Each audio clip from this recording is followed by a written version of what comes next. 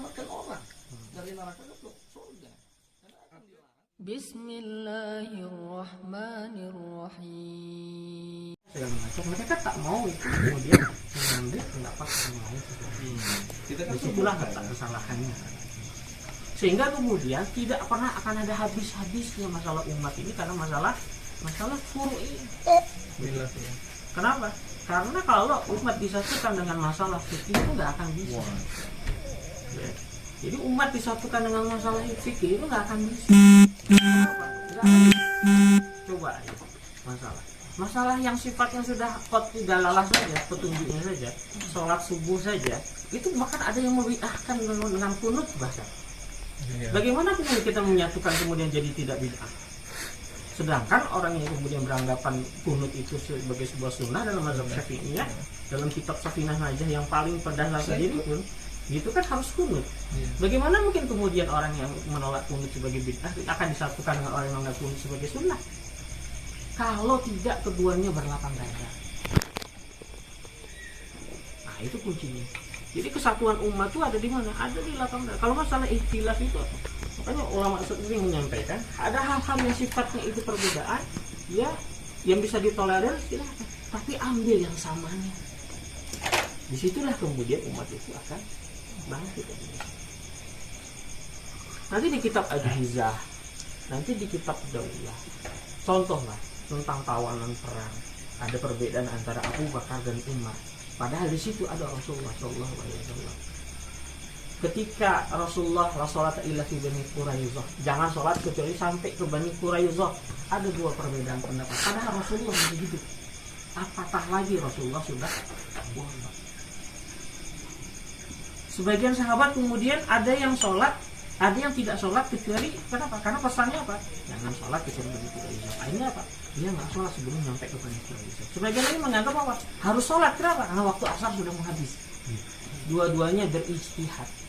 Dan itu dilaporkan kepada baginda Nabi. Apa kata Rasulullah? Keduanya dimaafkan dan Rasulullah bisa menerima.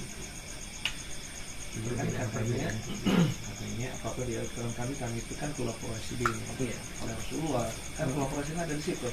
Perbedaan antara sholatnya tahajud Umar dengan Abu Bakar radhiyallahu anhu pun berbeda. Iya, maksud saya gini. Itu kan nggak masalah. Nah, maksud saya ada Rasulullah saja, ada perbedaan pendapat. Apatah lagi kalau umpamanya masalah-masalah yang Rasulullah tak ada di dalamnya. Di antaranya kan ada kebaikan. Iya. Perbedaan itu kan. Sama dengan gini, kalau saya sampaikan satu alasan dari mereka. Nah, orang yang menolak harus menerima dengan lapang dada. Nanti kalau saya sampaikan Maulid Nabi dilarang nggak ada dasarnya. Kemudian mereka beranggapan dan Rasulullah tak ada melarangnya. Argumentasi itu disampaikan oleh Asy'ariyin sebagian. Salafiyin tak mau menerima itu, Pak. Dalilnya? Tidak mau menerima, kenapa? Karena ada Rasulullah menyuruh. Asy'ariyin menganggap tak ada juga Rasulullah melarang. Kedua ini tak bisa disatukan. Terlalu banyak perbedaan di dalam itu, perdebatan antara karena agama sudah disempurnakan. Di zaman Rasulullah agama itu sudah disempurnakan dan Rasulullah pun memanggil ketika haji wada itu semua sahabat berkumpul. Apakah ada yang belum disampaikan? Semua sudah disampaikan. Dan agama sudah sempurna. Nah kemudian sahabat-sahabat pun ada juga berijtihad dan lain sebagainya. Itu kita ikutin gitu kan, karena sunnah petunjuk dari khulafaur rasyidin kita ikutin gitu. Nah di luar daripada itu yang menjadi pegangan kita ini apa nih seharusnya yang kita berpegang? Apakah mengikuti pendapat ulama yang kita nggak tahu ulama itu hidup di zaman berapa, apakah itu di zaman tabi'in atau tabi'in? Nah ini kita kan biar cerdas nih kita semua, biar kita tuh mengerti kita tuh di mana posisi kita seharusnya. Bukan kita ingin memperunjuk. Kalau menurut Bapak sendiri, boleh nggak kira-kira? Oke, baik. Kan saya nggak bisa merasakan pendapat kan? Bapak punya pendapat sendiri. Saya dulu Maulid Nabi. Saya dulu Maulid Nabi. Alasannya Pak? Ya karena saya ikut-ikutan. Karena saya juga baru masuk Islam.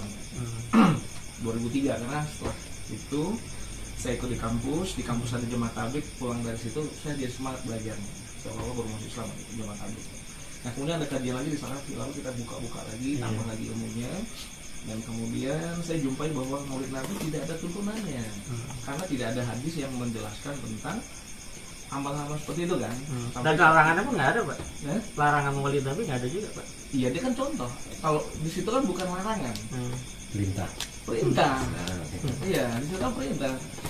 Kalau tidak ada contoh berarti dilarang, berarti tidak perlu dibuat karena tidak ada ide di situ. Alasannya Apakah ada kekurangan Rasulullah tentang ide? Kenapa tidak sampai maulid Nabi, jangan sama apakah ada kekurangan? Saya tidak. Baik, saya paham. Kemudian yang kedua, kita juga tidak temukan di sana. Nah, setelah kita buka kajian lagi, ternyata betul itu salah. Makanya ada zaman Fatimiyah, ya, maulid Nabi kedua. Kemudian ada Syiah di situ yang memperingati hari ulang tahunnya kelahiran Fatimah, Ali, dan bla bla bla sampai ke Rasulullah. Ya. Itu kita kan harus ngejar, bukan berpatokan aku yang benar. Nah, kita kan diberikan suatu akal untuk memfilter mana yang benar, mana yang salah. Gitu. Nah, makanya kedudukan hakim sebenarnya sebagai murabi atau apa gitu yang sudah belajar sanad sampai hadis Quran gitu dari seperti itu. Jadi kalau ingin tahu, ingin tanya di mana saya jawab, kita? iya betul Pak. Tadi saya bilang, Bapak harus bijak. Bukan sampai antum bilang tadi, kan tidak ada larangan. Iya. Sementara Rasulullah katakan, Iya itu kan. apabila tidak ada keterangan dari kami tertolak. Iya betul. Kan nggak ada larangan. Jadi larangan tuh apa yang itu? Tunggu dulu ya Pak. Pembahasan kemana kalian? Ya ini pengganti udah lah, sampai itu dulu ya. Nggak ketemu nanti. Saya dudukkan Pak. Nggak Ini apa-apa, pendapat nggak Bapak ya Pak ya. Bukan pendapat saya. Iya itu. Tapi nggak ada di hadis kan? Antum mencari sebagai sanad orang yang belajar sanad. Ada nggak Ini di pendapat hadis? siapa? Pendapat satu pihak kan? Nggak, saya tanya. Akil lah kan. Gimana? Saya bukan berpegang pada sanad Saya bukan pendapat. Tunggu, ini bukan pendapat saya. Iya kan? Saya bukan berpegang Yang pada Bapak sanad. tadi sampaikan itu pendapat siapa? Rasulullah katakan begitu. Apabila tidak ada keterangan dari kami. Pak, saya tadi sudah Betul. bilang. Kan hadisnya nggak ketemu. Ada nggak ketemu hadisnya? Makanya Solusinya saya tadi belajar. bilang. Saya katakan dalam hal ini harus bijak. Ketika Bapak menyampaikan ada tidak ada dasar dari golongan lain, bukan saya, dari golongan Asy'ariyin menyampaikan teman-teman yang lain bahwa Maulid Nabi itu boleh. Bapak harus membaca itu. Saya harus menunjukkan itu. Saya tidak berpegang pada pendapat Bukan saya harus katanya menunjukkan. kita harus berpegang Al-Quran dan hadis. Nah, gitu. Hadis ada nggak? Ya mereka juga ada. Apa? Ya betul.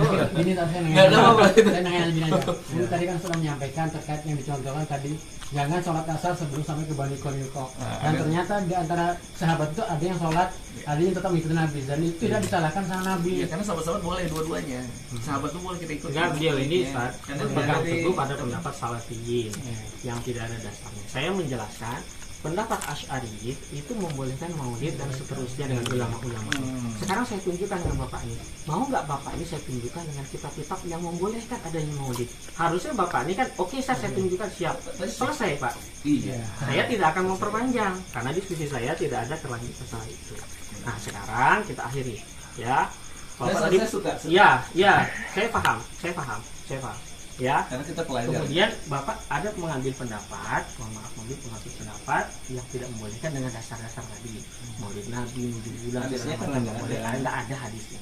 Sekarang saya ambilnya itu, saya bukan pendapat saya. Iya. Saya hanya menunjukkan ke Bapak. Bapak mau ngambil terserah tak? Enggak beda. Saya hanya menunjukkan ada ulama-ulama sekelas Ibnu Hajar Al-Asqalani, Imam Bukhari segala macam itu yang membolehkan. Nah, seharusnya pihak dari pihak Salafi, oke, mana dia? Iya, mana? Kamu akan Nanti, diskusikan. ya. Oke, saya tunjukkan dengan orang-orang yang siap untuk mendiskusikan itu. Siap Bapak belajar. Pasti dong. Nah, kalau siap belajar, saya tunjukkan itu. Saya tunjukkan channelnya, saya tunjukkan ngomongnya, saya tunjukkan orang-orangnya, saya tunjukkan majelisnya. Ya. Di pihak mereka itu banyak yang tidak mau. Karena nanti dia punya kebenaran. Karena ada Kenapa? kebenaran. Nggak mau. Kenapa? Karena dua-duanya nanti akan berulang ke umat Islam. Makanya saya bilang itu dalam hal ini Bapak juga harus bijak. Saya hanya menunjukkan bahwa mereka mempunyai argumentasi yang dasarnya adalah Al-Quran dan Sunnah. Jadi jangan genteng yang di sini. Saya sebenarnya gini tadi mohon maaf. Mohon maaf. Iya. Tidak ada maksud berkata. Kita ini kan belajar ya. Iya. Kan? Karena tadi Ustaz memperkenalkan diri adalah penggiat sanad. Iya. Quran, hadis. Ini yang membuat saya daya tarik saya untuk bertanya. Jadi bagaimana kedudukan Ustaz sebagai seorang penggiat sana? Nah, ini kan kita semua teman yang mendengar. Walaupun ada yang mengamalkan A, ada yang apa, itu tidak ada terjadi perpecahan kan. Jadi sama-sama berpegang aja lah dengan keyakinan masing-masing. Ibarat sebuah makanan ada air putih, ada kopi, yang terserah mana yang suka. Ya. Jadi Ustadz jangan digiring kemana-mana. Saya hanya memberitahu Ustadz berpijaknya di mana. Itu tadi. Makasih. Karena begini Pak, orang yang dia berpegang teguh kepada satu mazhab, kemudian dia itu tidak akan mau memberikan sanad dia itu kepada mazhab yang lain. Mereka mensyaratkan seperti itu dan ada. Jadi ulama Syiah tidak mau memberikan sanad kecuali dia mazhabnya sama. Itu ada yang seperti itu. Tapi ada juga yang sifatnya bebas. Jadi boleh dipakai untuk muslimin, boleh Bukhari, Muslim segala macam. Sanad yang dimaksud itu kan ada riwayah, ada riwayah. Saya tidak mempelajari riwayah. Saya mempelajari riwayah. Ini ternyata.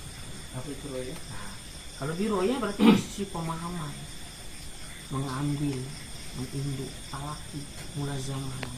Saya hanya melihatkan dalam bidang riwayah. Artinya beriwayat. Dalam masalah perbedaan pendapat, posisi kita apa? Posisi kita ini harus tasamuh. Saya tidak akan menyuruh orang lain untuk mengambil pendapat kemudian memaksakan, tidak. Saya hanya menunjukkan demikianlah sikap para ulama dicontohkan itu ketika terjadi perbedaan pendapat seperti Syafi'i dan Maliki, guru dan murid. Perbedaannya terlampau banyak Syafi'i dan Maliki, tapi mereka bisa disatukan dalam jamaah. Nah, saya ingin seperti itu. Ya. Jadi dalam ruangan kita itu tidak ada kemudian gara-gara masalah fikih nggak ngaji lagi, nggak halakoh lagi. Gara-gara masalah fikih. Karena kalau masalah fikih itu pilihan. Iya. Kalau masalah mau Syafi'iyah, saya ngajarin Syafi'iyah di pondok pesantren saya. Kalau umpamanya mau Hambaliyah, guru tahsin saya orang mazhabnya Syafi'i. Kalau ada saya baca di Anpum, di salah satu kitab Imam Syafi'i di mana tentang masalah imam selesai sholat memang mengajarkan apa yang dibaca imam saat zikir, tapi itu hanya sebatas 3 hari. Setelah itu beliau disirkan saja hanya sampai tidak sampai, karena itu nanti kan ada orang yang sedang sholat yang sedang terlambat dan sebagainya. Sementara ini kan pakai mic dan sebagainya itu. Nah ini kan kalau kita memang di Imam Syafi'i ini, tentu ini perlu ada corongnya, kebenaran ini yang harus diluruskan di tengah umat. Jadi takutnya saya ada yang jadi nanti tidak nyaman. Betul. Jadi jangan sampai semuanya diskusi pertemuan kita hari ini itu jadi diskusi debat kusir. Kan Ustadz bilang Ustadz belajar riwayah sunnah gitu. Iya. Jadi bukan kesana loh hari saya, bukan mau debat, saya nggak mau debat. Iya. Makanya saya sampaikan tadi bahwa dari teman-teman sekalian, ya. Jangan sampai kemudian pemahaman kita terkait dengan masalah-masalah kecil-kecil tadi itu diperlebar, ya diperlebar. Ini juga yang tidak baik, ya ini tidak baik ujung-ujungnya. Saya di masjid saya itu banyak teman-teman salafi, ya banyak teman-teman guru-guru ngaji segala macam. Tapi masalahnya tidak terjadi perbedaan pendapat yang signifikan, karena itu bukan masalah usul.